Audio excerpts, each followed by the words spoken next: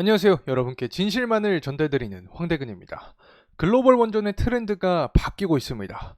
체코 원전을 시작으로 한국의 원전 위상이 커져가고 있는 상황입니다. 시작된 원전의 중요성으로 인해서 탈원전 역시 각 국가마다 폐지가 되고 있는 상황입니다. 과연 이 체코 원전을 시작으로 유럽 국가와의 도미노 수주가 이어질 수 있을지, 지적재산권 소송 문제는 이상이 없는지 담당자가 밝힌 진실 오늘 공개하겠습니다. 그리고 불가리아 양해각서, 또 다른 한국의 수출 국가가 될 수 있는지 저희 대기업과 한국의 원전 가능성 함께 하시죠. 우선은 탈원전에 대한 이야기부터 진행을 해보겠습니다. 이 글로벌 전력 수요가 증가를 하면서 원전의 중요성은 더욱더 커진 상황입니다. 스위스 역시 7년 만에 이 탈원전에서 벗어난다는 내용이 나와주고 있습니다. 이탈리아도 보게 됐을 때 원전을 다시 받아들이는 모습인데, 이 탈원전 35년 만에 재도입을 하면서 소형 모듈 원자로를 가동하겠다는 의지까지 표출을 해주고 있습니다. 사실 이탈리아는 2010년에 원전 재도입이 추진이 되었지만 2011년 당시 후쿠시마 원전 사고의 여파로 인해서 90% 이상의 이 국민이 반대 의견을 냈습니다. 자, 이로 인해서 탈원전이 무산이 되었던 경험을 갖고 있는 국가가 바로 이탈리아죠. 하지만 최근 들어서 이 중국의 태양광의 의존도가 굉장히 높아지고 변화하는 유럽 동향에 따라서 이탈리아 역시 탈원전을 폐지를 하고 있습니다. 그만큼 원전에 대한 중요도가 높아졌다고 할 수 있는데, 우리나라 같은 경우에는 이 탈원전의 아픔이 굉장히 컸습니다. 할 말이 굉장히 많죠. 그냥 말하겠습니다. 이 문재인 정부 때 탈원전을 실시하면서 사실 손해를 굉장히 많이 봤다고 생각을 합니다. 이때 힘든 시기에 1,300명가량의 전문 인력이 또 이탈을 하면서 현재 원전 르네상스라는 이야기가 나올 때 인력난 이슈가 불고 있는 상황입니다. 실제로 전문 원전 기업의 직원 수를 비교를 해보면 탈원전을 실시할 때 퇴직자의 수가 더욱더 많아지고 있다. 자, 그만큼 탈원전 시기에 원전 전문 인력이 이탈했다라고 해석을 하면 좋을 것 같습니다. 또 가동률도 보게 되었을 때 이 탈원전 시기에는 거의 박살이 났죠. 하지만 그 이후에 다시 한번 회복세에 놓여주고 있는 상황이다라는 점 말씀드리고 싶습니다. 사실 이 탈원전은 국내 원전 산업 전반적으로도 굉장히 많은 피해를 입혔지만 한국전력에게 가장 큰 피해를 주지 않았나 생각을 합니다. 당시 이 문재인 정권 이후에 한전의 적자폭이 굉장히 크게 증가를 했습니다. 탈원전을 실시했기 때문에 발전 원가가 싼 이 원전에 대한 비중이 줄었고, 국제 에너지 가격에 대한 여파도 대응을 하지 못했죠. 자, 그리고 이 탈원전으로 인해서 웨스팅하우스에 대한 인수도 실패를 했습니다. 사실 이 도시바라는 일본의 기업이 웨스팅하우스를 인수를 했었는데 재정난으로 인해서 매각을 하려고 했던 상황이 존재를 했습니다.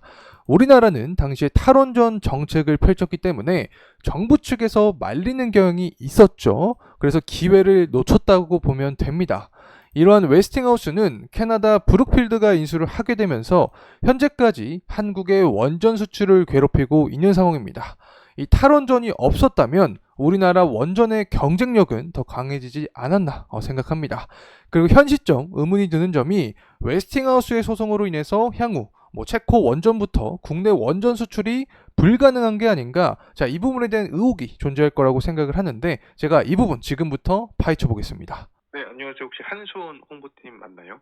예, 맞습니다. 네네. 자, 이런 식으로 제가 직접 한수원 이 체코 사업부 홍보팀과 연락을 마친 상황입니다. 자, 이 담당자는 어떠한 생각을 갖고 있는지 함께 파악을 해보죠. 이 웨스팅하우스가 문제가 될 것이냐, 결론은 이게 핵심 포인트죠. 이 담당자는 아니라고 했습니다. 웨스팅하우스의 소송이 현재 진행 중인 것은 사실이긴 하지만 예전부터 계속해서 딴지를 걸고 있는 상황이고, 체코 원전의 최종 계약인 3월 달에는 크게 영향을 주지 않을 것이다. 현재 근거 없는 찌라시들이 나오고 있는 상황이기 때문에 진실 확인이 필요하다라는 점을 강조를 해주셨습니다. 또 다른 원전 담당자 측이 있죠. 바로 이 두산 IR 담당자와도 이 통화를 마친 상황입니다. 있습니다. 이번에 웨스팅하우스가 다시 소송을 하겠다고 하는데 체코 원전 수준에 과연 문제가 생길 수 있을까? 물론 한수원을 통해서 수주를 받는 입장이긴 하지만 원전 관련된 부분에서 일을 또 하고 있는 상황이기 때문에 담당자의 견해가 좀 궁금하다라는 말씀을 드렸는데 뭐 별 문제가 없을 것이다 라는 결론을 내려주셨습니다. 제가 누누하게 얘기를 하고 있는 상황이긴 하지만 개인적인 의견으로 보게 되더라도 웨스팅하우스가 계속 항소를 하더라도 패소 가능성이 높다. 웨스팅하우스가 1심 패소 원인이 그대로 유지가 되면서 다시 한번 한국 쪽에게 패소할 가능성이 있지 않을까 개인적으로 바라보고 있습니다. 결국에 앞으로 체코 원전뿐만 아니라 다른 유럽 쪽에서 수주라던가 중국 쪽에서 수주가 이어진다라고 해도 웨스팅하우스는 그냥 이 물고 뜯어지기 식으로 계속해서 한국 쪽을 압박할 가능성이 있지 않을까 생각을 합니다. 결국에는 이 한국에 대한 위협 그리고 웨스팅하우스 본인의 몸값을 높이기 위해서 이러한 전략을 펼치고 있다고 생각을 하고 있습니다.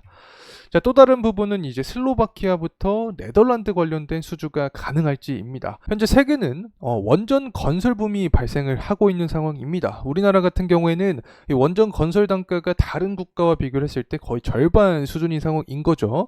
그리고 이 공사 기간도 안정적으로 지키고 있는 상황이기 때문에 신뢰도 자체가 굉장히 높아진 상황입니다. 때문에 우리나라 핵심 산업으로 새로 떠오르는 게 원전이 되고 있다. 자, 이렇게 말씀을 드릴 수 있겠죠. 앞서서 설명을 했지만 이 스위스부터 이탈리아까지 다시 원전으로 돌아오고 있는 상황에서 이 수주 가능성이 있는 국가들의 경우가 더욱더 높아지고 있다. 자, 이렇게 말씀을 드릴 수 있겠죠. 실제로 지도를 살펴보게 됐을 때 영국부터 이 네덜란드, 이 폴란드와 최근 들어서 슬로바키아, 스웨덴까지 수주 기대감을 불러일으키는 국가들이 밀집되어 있다라고 설명을 드릴 수 있겠는데 영국 같은 경우에는 이제 로드맵을 발표를 했었습니다. 스웨덴도 마찬가지인 모습인데 영국은 2050년 24기가와트로 이 원전 설비 규모를 대폭 확대하겠다라는 로드맵을 발표를 했고 스웨덴 정부는 2035년까지 2기죠. 그리고 2045년까지는 10기에 대한 원전을 새로 짓겠다라는 의지를 표출을 해주고 있기 때문에 다양한 이 국가들에 대한 수주 기대감이 작용이 되고 있지만 이 영국과 스웨덴 이쪽을 살펴볼 필요가 있지 않을까 생각을 하고 있습니다. 특히 폴란드 수주에 대한 이야기도 최근 들어서 나오고 있는데 제가 이 부분도 담당자에게 직접 통화를 하면서 팩트 체크를 해봤습니다. 영상 말미에 나오니까 집중해서 시청해 주시면 감사하겠습니다. 자, 그리고 또 다른 신규 이슈죠. 이 체코 원전의 대박을 이어서 불가리아와 에너지 협력 관련한 양해각서를 체결했다라는 내용이 나와주고 있습니다. 사실 이번 양해각서는 2019년 양해각서를 수정했다라고 볼 수 있겠죠. 이 불가리아 같은 경우에는 전통적으로 뉴클리어 쪽에서 한 30% 이상의 발전 비율이 나타나주고 있는 국가입니다. 2019년 이후로 현재까지 원전에 대한 필요성이 증대를 하고 있는 상황이기 때문에 다시금 이 양해각서를 체결하지 않았나 생각을 합니다. 결국에는 이 불가리아에 대한 수주 기대감까지 현재 작용이 되고 있다는 점 말씀을 드립니다. 자, 그렇다면 이 한수원 담당자는 과연 체코 수주 이후에 다른 유럽 국가에 대한 추가 수주 가능성을 어떻게 보고 있냐? 자, 이 부분 함께 보도록 하겠습니다. 네, 안녕하세요. 혹시 한수원 폴란드 사업부 맞을까요? 네, 맞습니다. 네, 안녕하세요. 자, 이런 식으로 한수원 유럽 수출 담당자와 직접 통화를 완료한 상황입니다. 자, 우선은 이 3월 최종 계약 이후에 이 계획 중인 유럽이나 또 폴란드 쪽에 대해서 어떻게 생각하냐, 자, 이렇게 말씀을 드렸는데 굉장히 긍정적인 반응이 나타났습니다. 이번 체코 원전이 사실 지난 바라카 원전과 같은 파급력이다. 이 바라카 원전 같은 경우에는 해외 수출에 대한 문고리를 처음 떴다고 하면 이 체코 원전 같은 경우에는 이제 유럽 수출의 문을 또 처음으로 여는 어떤 포인트가 되는 거기 때문에 파급력 자체가 크다. 그래서 유럽 쪽에 대한 추가 수주 가능성을 기대를 하고 있다는 점 관계자가 직접 말씀을 해주셨다는 점 참고로 전달드립니다. 자, 이렇게 변화하는 원전 트렌드 속에서 한국이 갖고 있는 위상과 탈원전 그리고 앞으로의 수주 가능성까지 알아봤습니다. 과연 K원전 행보는 어떻게 될지 저희 데이업과 함께 하시죠.